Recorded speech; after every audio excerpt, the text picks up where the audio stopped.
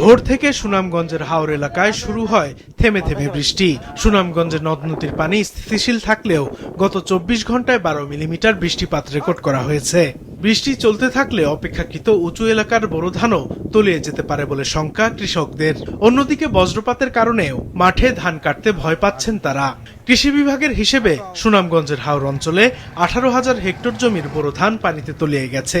ধান তলে গেছে মেঘের লাগে দিনের লাগে পারতাছি না, বাতাস অতিরিক্ত বাতাস আউরের মাঝে দানও ধরতে গেলে বুক পানির মাঝে কেন ধান কাটানো লাগে। বৃষ্টির কারণে আমার ব্যাপারী হলে ধান কাটতে পারছে না, অনেক কি করবো, পানিও বাড়ি গেছে, অনেক ধানের অবস্থা খুবই খারাপ আউরের। আমরা এখন যে কষ্ট, নাই মানুষ না কিচ্ছু, ধানও কেউ কিনে না। এই তো বজ্রপাত হইতেছে, অনুবরতি চলতেছে। উজানের ঢলে ক্ষতিগ্রস্ত কৃষকদের উপজেলা ভিত্তিক তালিকা তৈরির কথা জানিয়েছে জেলা কৃষি বিভাগ। যারা ক্ষতিগ্রস্ত হয়েছে তাদের তালিকা উপজেলা পর্যায়ে তৈরি করা হচ্ছে। সরকারের নির্দেশনা অনুযায়ী কোনো সহযোগিতা পেলে আমরা কৃষকদের মাঝে পৌঁছানোর চেষ্টা করব। থেমে থেমে বৃষ্টি হচ্ছে হবিগঞ্জ এবং মৌলভীবাজারেও।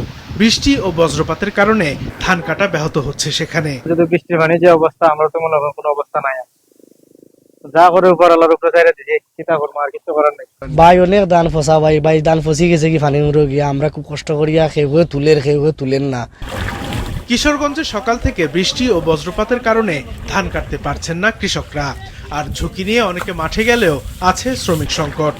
পানিতে তুলে গেছে ধান, মানে এরকম অবস্থা হয়েছে, মানে ধান দেখা যায় না। যে পরিস্থিতি হয়েছে এখন আমাদের, যদি আপনার এই দিনের আবহাওয়া এরকম খারাপ থাকে 2-4 দিন, তাহলে মনে করেন যে এটি তুলতাছি এটাও নষ্ট হয়ে যায় ভোগা।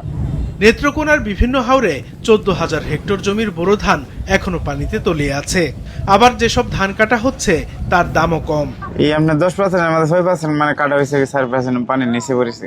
এই যে পানি ডুবাই লাইছে, আমরা কি খাবো ও চিন্তায় আমরা বাঁচতে পারি না। গৃহস্থ কি করবো, বাড়িতে নিলেও শুকাইতে পারতেছে না। দিনের যে ওয়েদার, এই ওয়েদারের কারণে আমরা ধান শুকাইতে পারতেছি না। ক্ষতিগ্রস্তদের তালিকা করা হচ্ছে, এটা তো আর মানে আমাদের চলমান আছে। এদিকে নাটোরের চলন বিলে বাঁধ ভেঙে 3,000 হেক্টর জমির বোরো ধান তলিয়ে গেছে। বাঁধ সংস্কারে কাজ করছেন স্থানীয়রা। সাদেকুর রহমান সিদ্দিকী, মাছরাঙা, নিউজ ডেস্ক।